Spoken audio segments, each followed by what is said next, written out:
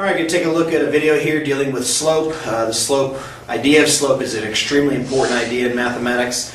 If you're going into engineering or anything else like that where you're going to be using calculus, slope is actually the basis for calculus, even though we're not doing calculus here. This is a concept that will come back and something that you need to see, know, and understand for years to come. You'll use this in geometry, use this in Algebra 2, pre-calculus, and especially in calculus because slope is the basis, one of the major bases for calculus. Alright, so we're going to look at 5 things. Look at the concept of slope. What does slope mean? Then we're going to look at slope as a ratio. And I want to try to point something out there. We're going to look at slope of lines since our unit is on lines. And we're usually dealing with slope because you can't find the slope of curved things. So we need slope of lines because it's a consistent thing. Slope of parallel lines, slope of perpendicular lines. And you need to look here at the formula for slope. This is y1 minus y2 divided by x1 minus x2. Could also be written like this. y1 minus y2 over x1 minus x2. Just know m is the variable for slope, and don't know why that is, don't know what causes that to happen, but we'll figure that out, but that's the letter that we use in order to represent slope. So here we go, concept of slope. Right, the concept of slope is we're trying to find a way to measure the tiltedness, if you allow me to use that word, of a line. So let's take an example here and draw ourselves a line. Alright, so what I want to be able to do is I want to be able to take some places that it goes through and find those values. Now, some exact points it looks like it goes through. Looks like we've got an exact one here. And looks like close enough to an exact one there. This is the point 0, -3. This is the point 7,5. And we want to be able to quantify what's going on with the line. So now let me move this down a little bit. First thing is I want to introduce the idea of slope. Slope is defined. It's going to measure two things, the way it goes over compared to the way that it goes up. So slope in its purest sense is simply just describing the rise as compared to the run in a particular line. So in that case it has horizontal element, which is what we call the run, and a vertical element, which is what we call the rise. And those two things together cause a slope. From this point to that point, we rise 1, 2, 3, 4, 5, 6, 7, 8 units. And we go over 1, 2, 3, 4, 5, 6, 7 units. So by the basic definition of slope, this line has a slope of 8/7. Okay?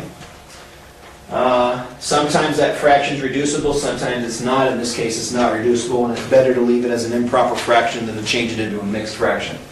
Alright, so is there a way? I gave you a formula earlier to be able to calculate the slope, and the answer is yes. In this case, the slope would be 5 minus -3, that's y minus y, over x minus x, which is going to be 7 minus 0. These turn into positive, that turns out to be 8 over 7. And so there you see our 8/7 occur again. And a lot of students ask me, well, what if I mix up which one's the 1 and which one's the 2? It doesn't matter which one's the x1 and which one's the x2 as long as you're consistent. So I'm going to consistently use this one first. That would be -3 minus 5 over 0 minus 7, which is -8 over -7, which is also 8/7. So you see 3 different ways that I came up with the same slope, the slope of 8/7. And that describes a line. What that means is I am rising 8 for every 7 that I am running. So go over 7, you go up 8. If you go up 8, you go over 7. That's the way this line is going to be working. All right. Contrast that with a different line. So let's take one that's maybe not quite so steep.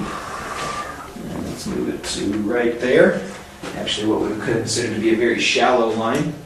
Let's see if we can find a couple spots it looks like it goes through. Looks like it's close enough to being there. And way over here, looks like it's close enough to there, so then my points are going to be there. That's going to be the point 22, 0. This is going to be the point -10, 13, and -4. Right, now, you can see just using the rise over run method can kind of be a pain because that's a long way to count over, but I could do it. If I have 13 units over to here and 22 more units over to there, 13 plus 22 is 35. And if I'm at -4, that means -4 units up to here. And that's all I have to do is go up 4, so that would be 35 over 4. And I got that upside down and backwards. I'm not doing well today. This is 4 rise over 35 run. That should have gone on the bottom, so sorry for doing that there in that example. But that's the idea, and that's what the slope would be. And the formula would give me the same thing. -4 minus 0 over -13 minus 22, y minus y over x minus x, produces -4 over -35, which is 4 over 35. Now notice that slope. This slope we consider to be a very small one. The first one was we were rising 8 units for every 7. That took us up at a fairly quick pace. Whereas here I'm only rising 4 units for every 35, so this line is not going up very far. I got to go 35 units over just to go up 4 spaces, and that's what slope's trying to quantify. Trying to quantify how fast the line is going up. All right.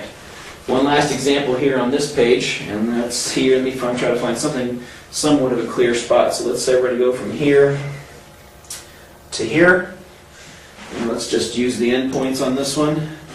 This endpoint is the point -5, 10, and this is the point 2, -15. I'm just going to go straight to the formula here. 10 minus -15 over -5 minus 2. This is 25 over -7. That's a positive or a negative, which is going to stay negative, so that's -25/7. I've picked some examples here that don't reduce. Sometimes fraction does reduce, but I want to say that it's -25/7. Key here is that this is a negative value. The negative value shows that the line is going down from left to right. So positive slopes are the ones that were heading up from left to right. Negative means they're going down from left to right. And there's 2 cases that we need to talk about just real quick. Could have this situation of a line that is perfectly horizontal that has no rise compared to a whole lot of run. 0 divided by any number is going to be 0. So lines that are sideways have 0 slope. Okay, 0 as in the number 0. There is no rise compared to the run. Contrast that with a vertical line which has a no run with a lot of rise. Any number divided by 0 is what we call undefined, and the word we would use here is no slope. Right? So there's a difference between 0 slope and no slope. Okay? 0 slope is this, meaning I can walk on it. It's nice. 0, no rise when I have a whole lot of run. Undefined slope or no slope is rock climbing. This is when you're going to be going up a sheer vertical face. It's all rise and no run, and that's the way to try to remember those 2 guys.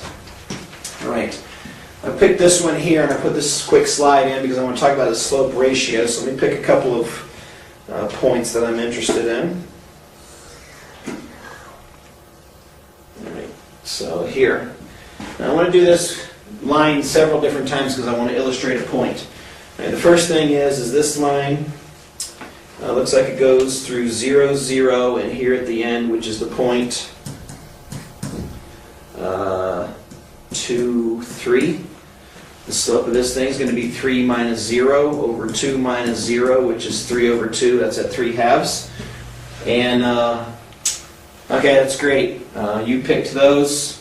I want to pick something else. Let's go to a different scale. I used the bigger scale on that particular one, so let's say I want 0, 0, and let's say this point here, which is the point, I don't know, what is that, -5, actually it's not going straight through that point. Let's pick this one. This one I know. There we go. All right, that's the point -2, -3.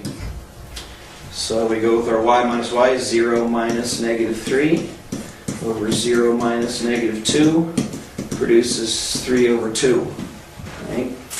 Let's look at this one, the point here, which is the point 6, 8. or sorry, 6, 9. So that's going to be 0 minus 9 over 0 minus 6, which is negative 9 over negative 6, which is 9 over 6, which reduces to 3 over 2. So you notice each of the pairs keep giving me the same ratio value. It doesn't matter what's going on.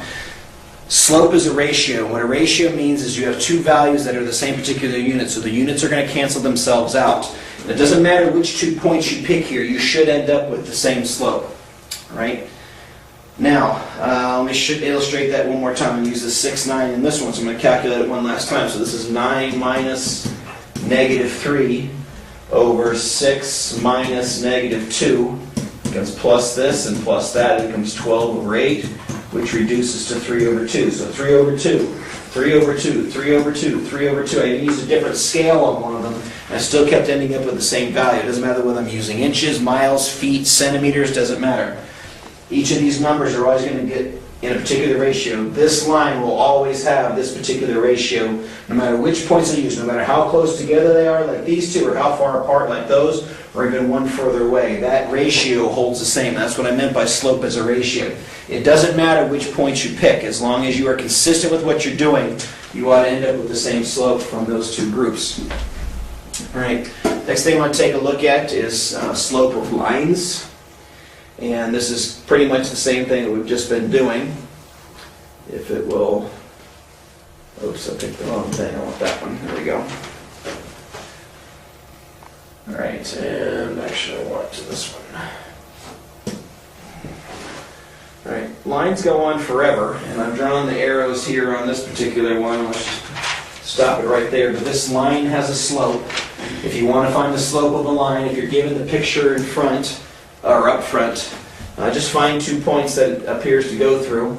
So using my points here, the only ones I can identify for sure are this one, so that's negative 10, 5, 10, 15, 20, 24. And this point down here where I stopped is going to be 5, 10, 15, 20, 25, 32.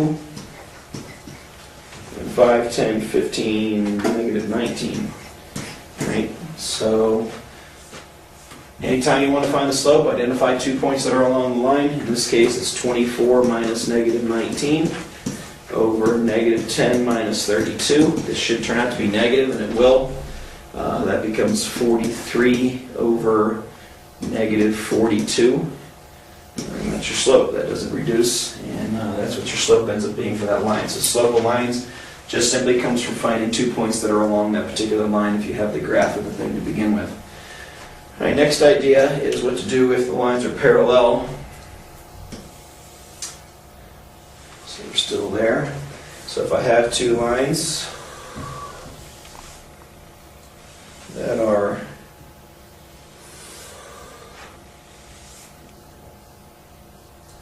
parallel, pretty obvious what's going to be going on with their slopes. We'll do a calculation here in just a second to prove it.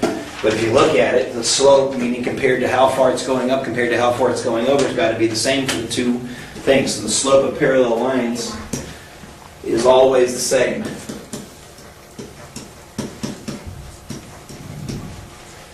Now, just to pick a couple points here in order to try to prove this point, let's pick that one and say this one. All right, that's the point 10, 10. This is the point negative 5, 0. So 10 minus 0 over 10 minus negative 5 is 10 over 15, which is 2/3. Slope is 2/3 there. All right, and picking some other points, let's go with this one, which is the point 25, 15. And where else do we go through for sure here? Let's pick the one down there on that end. So that's going to be negative 20, negative 15. Y minus y, 15 minus negative 15. Over x minus x, which is 15 minus negative 20. And that's going to be 30 over 45, which reduces to 2/3. So your parallel lines are always going to end up having the same slope. That's just an example of how that happens because they have to rise and run at the same rate. All right. And finishing up now, we want to talk about perpendicular lines. So going back to here and drawing some lines. This is a little bit harder to do free-handed. So let's go there. And let's pick here. This may not turn out absolutely perfect, but it'll kind of give you the idea of what's happening. Maybe that one. It's pretty close, so we'll see how the calculation turns out. Slope of perpendicular lines are what we call an opposite reciprocal. An opposite reciprocal means the slope of whatever one of the other lines is, you turn it over and change the sign. Well, it's kind of obvious. Look, one of them has a positive slope, one of them has a negative slope, and that's the way it's got to be when you rotate around 90 degrees. So that the opposite part should make sense. And the reciprocal just simply means what was the rise becomes the run, what was the run becomes the rise. So let's do a little calculating and see how this thing turns out. It may not be exact, particularly because the end of this one did not end up on a corner, exactly where I wanted it. All right. This one's there, so we'll give that a go. We'll see what happens here. I'm going to use the bigger points here, so 1, 2, 3, 4, 5, 6. This is the point 6, 1. And this is the point 1, 2, 3, 4, negative 5, negative 2. The slope of that line is going to be 1 minus negative 2 over 6 minus negative 5. So that becomes 3 over 11. So 3/11ths for the slope on that guy. And we'll see how this turns out. It's probably off by just a tad, because drawing these in perfectly perpendicular is kind of hard. This is the point negative 2, 3. And the point 0, negative 4. So if I calculate that slope, 3 minus negative 4 over negative 2 minus 0. And that's going to be 7 over negative 2. Now it is negative, but the numbers are off by just a tad. This should be a 3, this should be 11. I didn't have a big enough scale in order to make that happen, but that's what would happen is if you had the perpendicular lines that should be opposite reciprocals. They're pretty close. 7 and 11 aren't off by much. 2 and 3 aren't by much, but you can definitely see the fact that they're opposites. Since this was my original slope on the other one, this one should have turned out to be negative 11 over 3 if they were truly perpendicular. So this line that I have drawn here is not truly perpendicular, and I anticipated that it may not be. But if they were, these two values would have to be the two values you would need in order to show that they're perpendicular. Likewise, the perpendicular line to this one would have a slope of positive 2/7. Those are opposite reciprocals of each other, so it kind of still shows it, even though it didn't turn out well here to show perpendicular. It still shows the idea of what's going on. If they were truly perpendicular, they would have been opposite reciprocals. In that case, we don't have that, so that didn't happen. All right, that's slope, parallel, perpendicular. Showed you how to calculate slope, and how slope always turns out to be the same ratio. Doesn't matter which points you use. As long as you're consistent in what it is that you're doing, the formula should work out for you well as well. And until next time, see ya!